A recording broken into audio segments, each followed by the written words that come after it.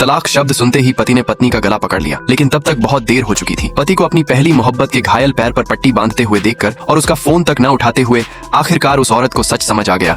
जो आदमी कभी उससे बेइंतहा प्यार करता था वो अब किसी और का हो चुका था। टूटी हुई औरत सीधे अपनी सास के पास गई, वही सास जो हमेशा उनके तलाक करवाने की कोशिश करती थी। और उसने एक सौदा रखा, अगर मुझे 1 बिलियन मिल जाए तो मैं आपके बेटे को तुरंत तलाक दे दूंगी और हमेशा के लिए इस घर से चली जाऊंगी। सास ने बिना 1 सेकंड सोचे हाँ कर दी, क्योंकि उसके लिए पहली मोहब्बत ही असली बहू थी। पैसे मिलते ही औरत ने सबसे पहले अपनी आजादी खरीदी। उसने चालाकी से तलाक के पेपर्स को फाइल के नीचे रख दिया और रोज की तरह साइन के लिए पति के सामने रख दिया। अनजान आदमी ने बिना देखे बस एक साइन किया और उसी पल उसका रिश्ता खत्म हो गया। उसी रात वो आदमी एक गिफ्ट लेकर घर आया, एक घड़ी जिस पर उसका नाम खुदा हुआ था।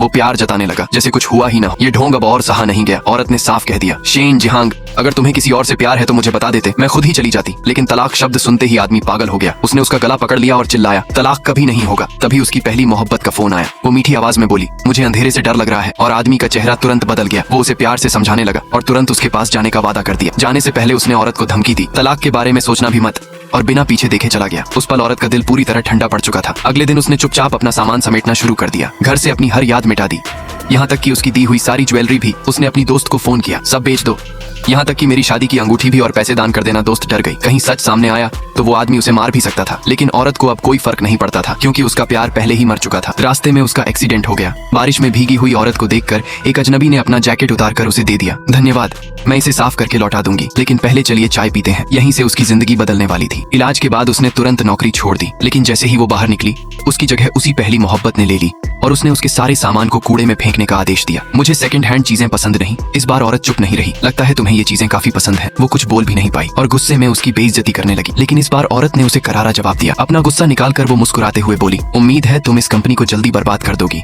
और स्टाइल से वहाँ से निकल गई। लेकिन जाते ही पहली मोहब्बत रोते हुए उस आदमी के पास गई और झूठा इल्जाम लगाया। लेकिन इस बार आदमी ने उसे ही भगा दिया। उसने औरत को कॉल किया, लेकिन वो ब्लॉक कर चुकी थी। मैसेज किया, वहाँ भी ब्लॉक। घबराकर वो घर भागा, लेकिन वहाँ कुछ नहीं था, जैसे वो कभी वहाँ थी ही नहीं। तभी उसे एहसास हुआ, इस बार वो सच में उसे छोड़कर जा चुकी है। उसने तुरंत आदेश दिया, उसे ढूंढो किसी भी कीमत पर। दूसरी तरफ दोस्त उसे गोल्फ क्लब ले गई। वहीं उसकी मुलाकात एक अमीर क्राउन प्रिंस से हुई। वो मुस्कुराकर बोला, मिस, वो आप मुझे पाने के लिए यहाँ तक आ गई? औरत ने शांत होकर जवाब दिया, मैं बस अतीत के बारे में कुछ जानना चाहती हूँ।